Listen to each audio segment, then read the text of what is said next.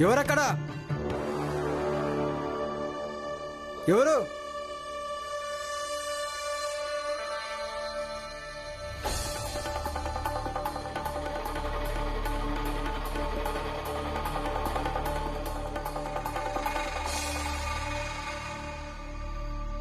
భీమ్రావ్, భీమ్రావ్ ఆగు. భీమ్రావ్ వదులు. ఏంటక్క, ఏమైంది? భీమ్రావ్, నువ్వు ఇంటికెళ్ళు. నేను నీకు గదిలో ఏది ఎందుకు చెప్పలేదంటే, ఎందుకంటే నిన్ను ఎవరైనా చూడడం నాకు ఇష్టం లేదు. అలాగే రాద్దంతం జరగడం లేదా నీకేదైనా ఆపద కలగడం. నేనే ప్రపంచంలో ఉన్నానో అక్కడి నుంచి పారిపోవడం అసాధ్యం. ఏది అసాధ్యం కాదక్క. మనం ఆ ప్రపంచంలోంచి వచ్చేసాం, బయటకు వచ్చేసాం. నువ్వు నాతో పాటు పద, నేను ఇంటికి తీసుకెళ్తాను. ఎందుకు అర్థం చేసుకోవడం లేదు? రమా, నువ్విక్కడ తర్వాత మాట్లాడుకుందాం. పదక్క. ఆగు.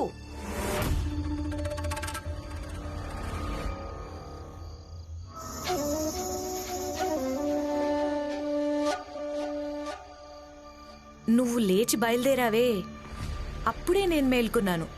అలాగే భీమ్రావుతో ఒంటరిగా ఏం మాట్లాడాలా అని ఎదురుచూశాను. అన్నట్టు ఏం మాట్లాడాలి? పందెం చేసుకుందామా? చూడండి గోమతి గారు, చూడు గీడు వదిలే. నువ్వేం చెప్తావో నాకు బాగా తెలుసు. అందుకే చెప్తున్నా, నా మాట విని ఒప్పందం చేసుకో. నిన్ను పెళ్లి చేసుకోవడం కోసం నరోత్తమ్ జోషి నాకు ఒక పెద్ద మొత్తం ఇచ్చేవాడు. కానీ నీ భార్య రమ కారణంగా నా పథకమంతా నీరు కారిపోయింది. తన కారణంగా నాకు ఒక్క పైసా కూడా దక్కలేదు.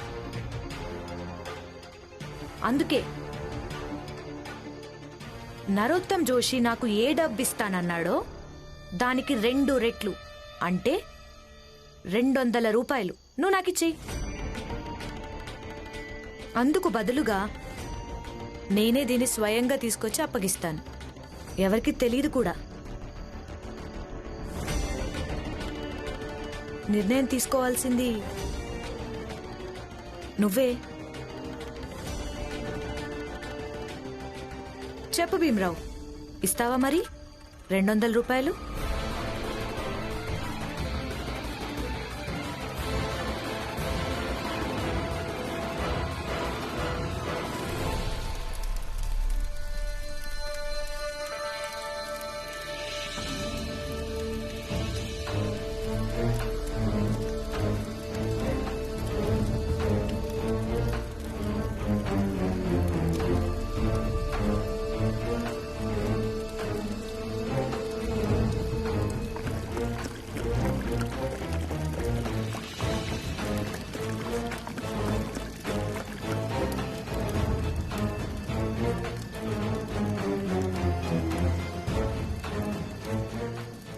ఇక ఈ మంటల్ని చల్లార్చుతూ ఉండండి. అలాగే ఈ విషయాన్ని ఆలోచిస్తూ ఉండండి, ఈ నిప్పు ఎవరు పెట్టారు అని.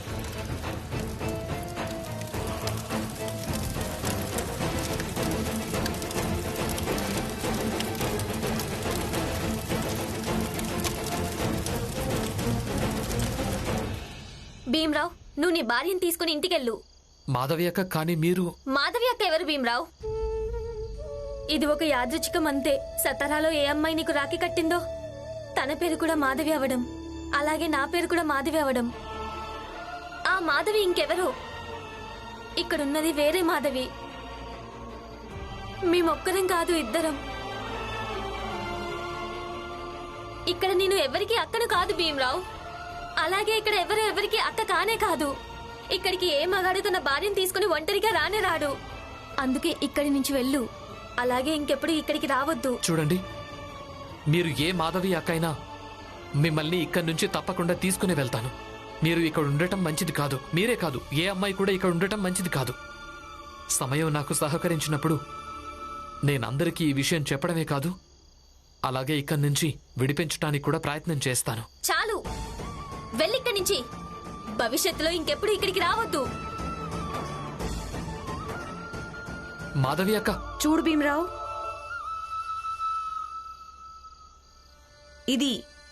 ఇది మా ప్రపంచం. ఇక్కడంతా మా ఇష్టమే ఉంటుంది. అలాగే మా షరతులే ఉంటాయి.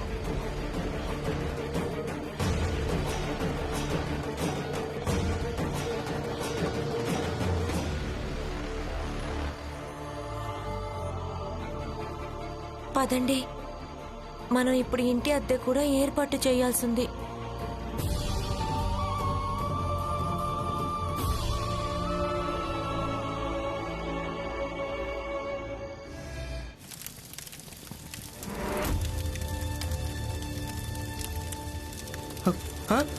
ఇదేంటి?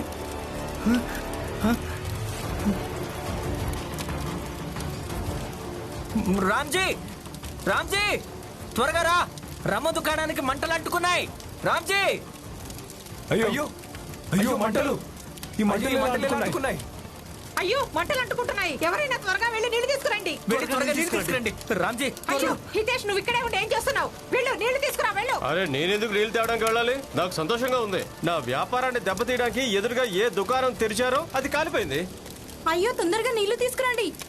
త్వరగా త్వరగా తీసుకురండి, త్వరగా. పోయండి.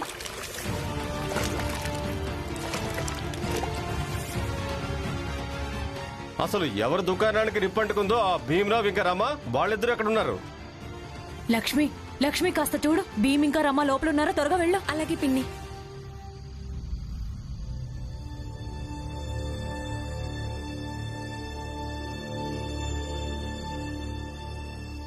ఏమైంది?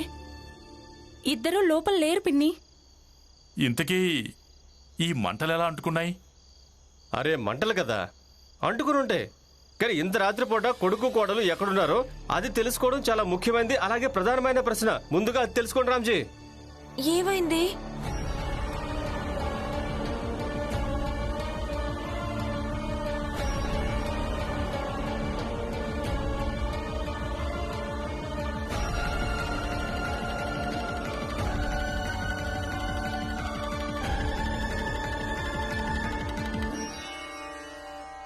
ఇంత రాత్రిపూట మీరు ఎక్కడికి వెళ్ళారు? అవును భీమరావు, చెప్పు చెప్పు. భార్యాభర్తలు ఇద్దరు రాత్రి చీకట్లో ఎక్కడికి వెళ్ళారు? ఇక్కడ మీ దుకాణం కాలిపోయింది. పిన్ని, ఇది ఎలా జరిగింది? తెలీదు తల్లి. మేమందరం నిద్రపోతున్నాం. హఠాత్తుగా పురంజన్ కేకలు వేయడం వినిపించింది. బయటకు వచ్చి చూస్తే మంటలు అంటుకునున్నాయి.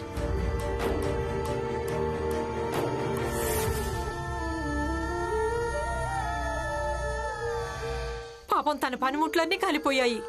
అదే కదా, పనిముట్లన్నీ అరువు తీసుకొచ్చింది. అవన్నీ బూడిదైపోయాయి.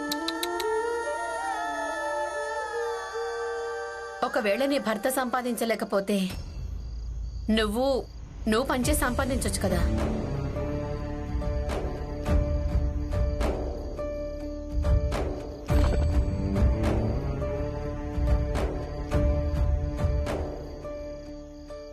నా మాట మీద నీకు ఏమాత్రం గౌరవం ఉన్నా రేపటి నుంచి బయటకెళ్ళి పని చేయటం మానేస్తావు. తిరిగి తిరిగి పని చెయ్యనులేండి. ఇక్కడే ఒక్కచోట కూర్చొని చేస్తాను. ఒకసారి చూడండి, నేను కూడా మీలాగే మీ పని చేయడం మొదలు పెట్టాను. చెప్పులు బుట్లు కుట్టడం, పాలిష్ చేయడం. చూడండి, ఈ రోజు చాలా శుభదినం. మన రమ కొత్తగా చెప్పుల దుకాణం తెరిచింది కదా.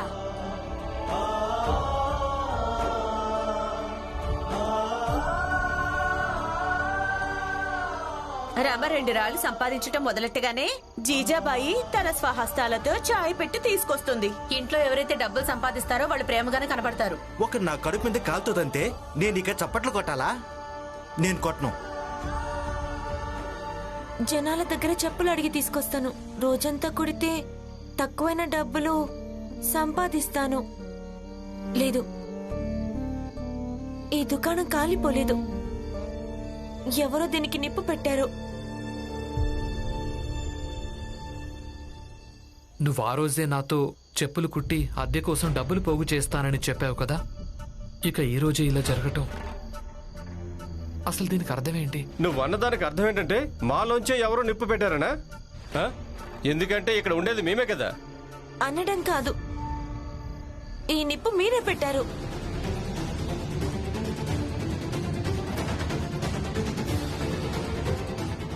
ఏదైనా సాక్ష్యం ఉందా? రుజువు చేయి. నేరస్తుడిగా తేలాననుకో, శిక్ష అనుభవించడానికి సిద్ధంగా ఉన్నాను.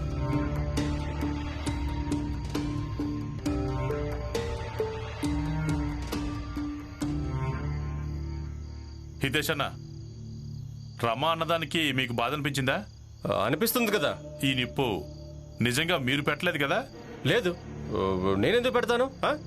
మరైతే కేవలం మీ పేరే హితేష్, కానీ మీరెవరి హితాన్ని కోరుకునేవాళ్ళు కారు. కానీ మీరు అందరి చెడునే కోరుకుంటారు. నాకే కాదు, ఇక్కడున్న అందరికీ తెలుసు.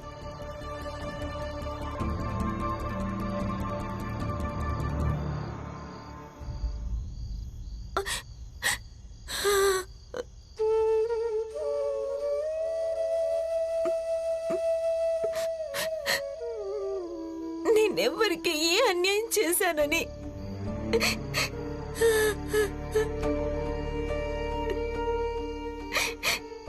ఏదైనా చెయ్యాలనుకుంటే జనాలు నిప్పు పెడుతున్నారు.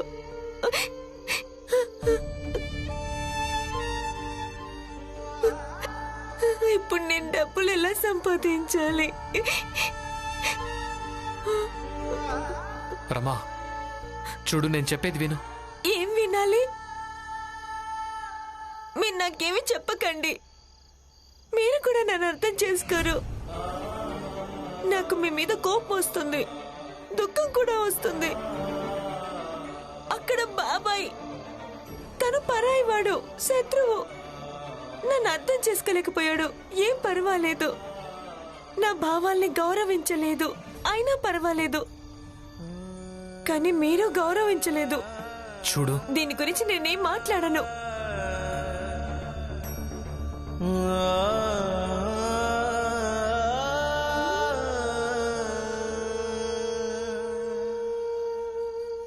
చూడండి,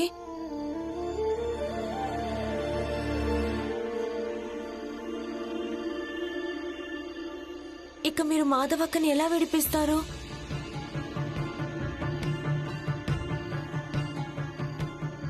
తెలియదు రమా. ఆ గోమతి కారణంగా ఇప్పుడంతా కష్టంగా మారిపోయింది.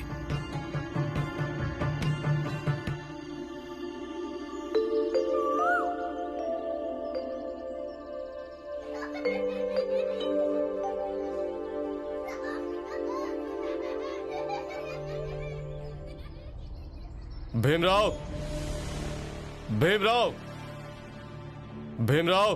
ఏమైంది? భీమరావుతో ఏం పనుంది? భీమరావు ఎక్కడున్నాడో తనని రానివ్వు, అప్పుడు చెప్తాను.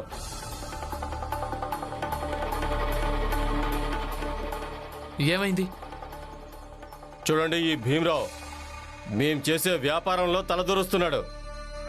నిన్న రాత్రి ఇతరు భార్య కలిసి మా ప్రాంతంలోంచి ఒక అమ్మాయిని తప్పించడానికి ప్రయత్నం చేశారు. మీరైనా తనకు నచ్చ చెప్పండి. ఒకవేళ ఇతను దారిలోకి రాలేదో అప్పుడు ఇక్కడి కోడళ్లకు కూతుళ్లకు అంత మంచిది కాదు. మీరు కూడా వాళ్ళని వెతుకుతూ ఉండాల్సి వస్తుంది అదే గృహంలో. మీరు మర్యాదగా మాట్లాడండి, లేదంటే అది మీకే మంచిది కాదు. అరవడం కంటే నిన్ను అదుపు చేసుకోవడం మంచిది. అదే మీ అందరికీ మంచిదవుతుంది. అలాగే మీ అందరికీ ఇదే హెచ్చరిక, గుర్తుపెట్టుకోండి.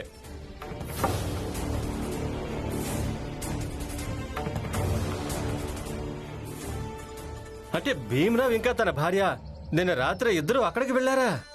ఒకవేళ భీమరావు ఒక్కడే వెళ్ళుంటే అర్థమై ఉండేది. కానీ రమ కూడా అక్కడికి వెళ్ళిందా? ఎందుకు? మీరేం మాట్లాడకండి. ఒక మంచి పని చేయడం కోసం వెళ్ళాను. మంచి పనా? ఎలాంటి మంచి పని మాకు కూడా చెప్పమ్మా. నేనెప్పుడూ వినలేదే అలాంటి ప్రాంతాల్లో మంచి పనులు కూడా చేయడం జరుగుతుందని. కానీ రమ చెప్పింది కూడా నిజమే. బాబు భీమ్, నువ్వు అక్కడికెందుకు వెళ్ళావు? ఎందుకంటే ఈవిడ నగలు తీసుకోవడానికి అక్కడికి వెళ్ళినప్పుడు అక్కడ నాకు మాధవి అక్క కనిపించింది. ఏంటి?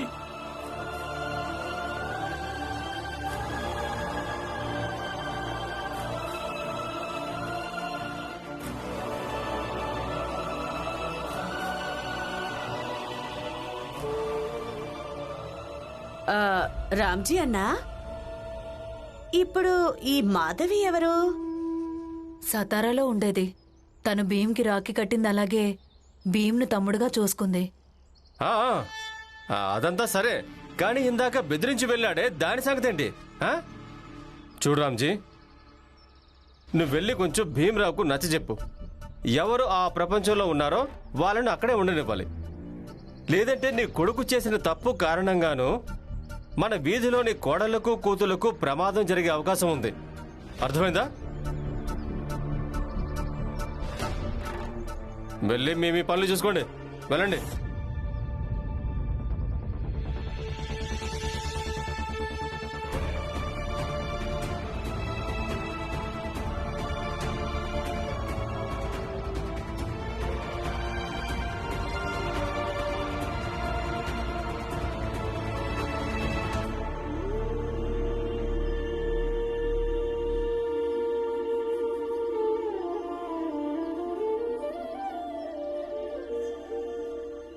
చూడు బాబు, నేను మీ భావాల్ని అర్థం చేసుకుంటాను. కానీ వాస్తవం ఏమిటంటే, ఒకవేళ నువ్వు మాధవని కాపాడే ప్రయత్నం చేశావనుకో, ఇక్కడున్న వాళ్ళందరూ సమస్యల్లో పడిపోతారు. ఇక వాళ్ళు ఎలా ఉన్నారో అలా చూస్తే వాళ్ళు ఏదైనా చేయగలరు. కానీ నాన్న, నేను కూడా కానీ గిని ఏం లేదు. ఒకవేళ నువ్వు ఆ వీధి గురించి ఆలోచించాలనుకుంటే నువ్వు ఇల్లొదిలేసి వెళ్లాల్సి ఉంటుంది. అటువైపు నీకు తెలిసిన బంధుత్వం ఉంది, ఇక రెండో వైపు నీ కుటుంబం అంతా ఉంది. వీళ్ళతో నీకు రక్త సంబంధం ఉంది. వీళ్ళలో నువ్వే ఎంచుకో, అప్పుడు నిర్ణయం తీసుకో. కానీ అత్తయ్య, ఒకవేళ భీమ్రావ్ ఇల్లు వదిలేసి వెళ్ళిపోయినా కూడా దానివల్ల ఏమవుతుంది? మనం ఇక్కడే ఉండాలి కదా. ఒకవేళ ఇక్కడి వాళ్లకు ఏం జరిగినా కూడా మనల్ని వాళ్ళు ఇక్కడ ఉండనివ్వరు. భీమ్రావ్ ఇదంతా మర్చిపోవాల్సి ఉంటుంది. లక్ష్మక్క, ఒకవేళ మీకు కూడా ఇలా అక్కయ్య ఉంటే అప్పుడు మీరు ఇలాగే చేస్తారా? మర్యాదగా మాట్లాడు రమా. ఇప్పుడు ఇంటి చిన్న కోడలు కూడా పెద్ద కోడల్ని ఇలా ప్రశ్నించడం మొదలుపెట్టిందా? చూడు రమా, నా అక్కయ్య సంగతి వదిలే. ఒకవేళ స్వయంగా నేనే అక్కడున్నా కూడా నా ఒక్కదాని కోసం అందరి జీవితాల్ని పణంగా పెట్టేదాని కాదు. మీరు నిశ్చింతగా ఉండండి. నేను ఎవరి జీవితాల్ని ప్రమాదంలో పడనివ్వను. కానీ నేను మాధవి అక్కను కూడా అక్కడ అలాంటి పరిస్థితుల్లో అస్సలు వదిలిపెట్టలేను.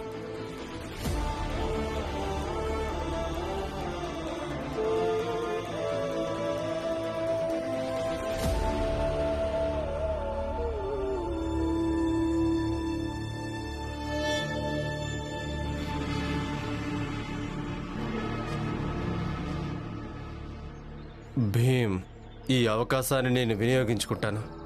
ఇక నిన్ను పూర్తిగా ఇరికించేస్తాను.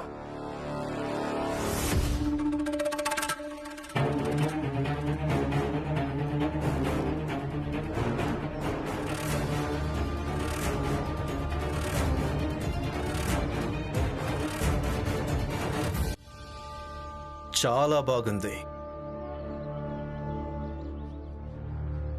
నువ్వు సరైన పాచికనే వేశావు. 200 ఇవ్వు, అలాగే మాధవిని నీ వెంట తీసుకెళ్ళు. ఆ దరిద్రుడు అంత డబ్బు ఎక్కడి నుంచి తీసుకొస్తాడు? అద్దె డబ్బులనే ఎంతో కష్టంగా ఇవ్వగలుగుతారు. ఇక నేను కూడా శబ్నం బాయ్తో మాట్లాడాను. ఒకవేళ అంతా కూడా నరోత్తమ్ జోషి అనుకున్నట్టు జరిగితే తను మనకు అడిగినంత డబ్బిస్తాడని. ఖచ్చితంగా ఇస్తాను. ఈ రోజు వరకు నాకు నా కాలేజ్ చదువు వల్ల ప్రయోజనం ఉందనిపించేది కాదు, కానీ ఇప్పుడు ప్రయోజనం ఉందనిపిస్తోంది. గురువులందరూ చెప్పేవాళ్ళు, ప్రయత్నించే వాళ్ళకి ఎప్పుడూ ఓటమి అనేది ఉండదని. ఈశ్వరుడు ఏదో ఒక మార్గం తప్పకుండా చూపిస్తాడని. చూడు, మార్గం దొరికింది. ఆ భీమ్రావుకు తన స్తోమతేంటో చూపించడానికి.